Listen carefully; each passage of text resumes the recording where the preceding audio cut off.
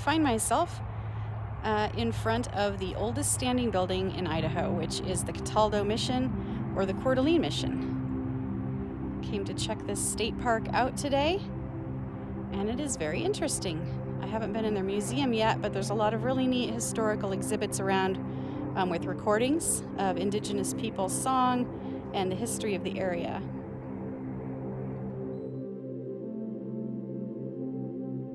I'm inside of Cataldo Mission.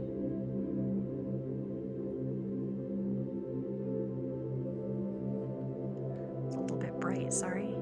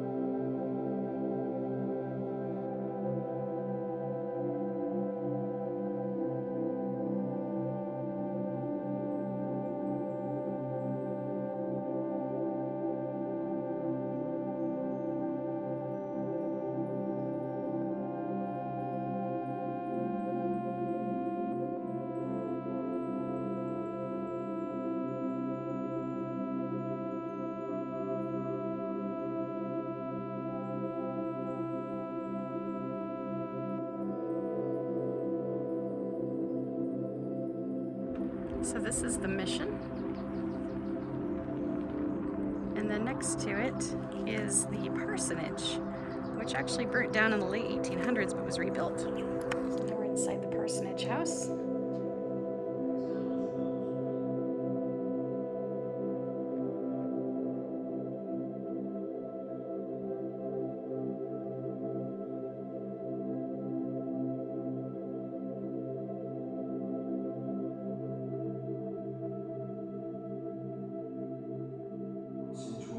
Using the folded napkin for that purpose. When you have done eating, do not keep your hands on the tablecloth, but on the folded napkin at the edge of the table. In the preparations to be made for the second table, see that you're placed in clean and well arranged. So there's actually a steamboat that came. For $1, people could take a 27-mile river excursion from Coeur d'Alene up to the mission. Kind of neat. I don't think a little steamboat would fit in what's left of the little river here, but it looks like it was maybe utilized a lot more earlier. So I'm standing behind the mission, and here is this part of the waterway that the steamboat used to travel, bring people up from Coeur d'Alene Lake. There's a lot of deer sign around here, and I just saw some ducks fly by. So pretty. We've come down to the water area, which is just beautiful. I heard geese earlier, but I don't see them here. This is nesting season for geese, so they could be hiding in the tall grass. It's definitely very peaceful and beautiful here.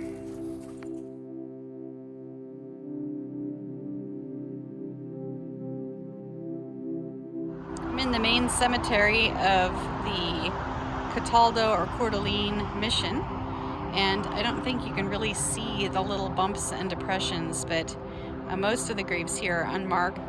It's a little close to the freeway, so it's a little bit loud in the background, but it's a pretty spot. I guess 300 people are buried here. But this is an interesting grave marker of Louise Sewim Polotkin, who was a Coeur d'Alene native indigenous woman.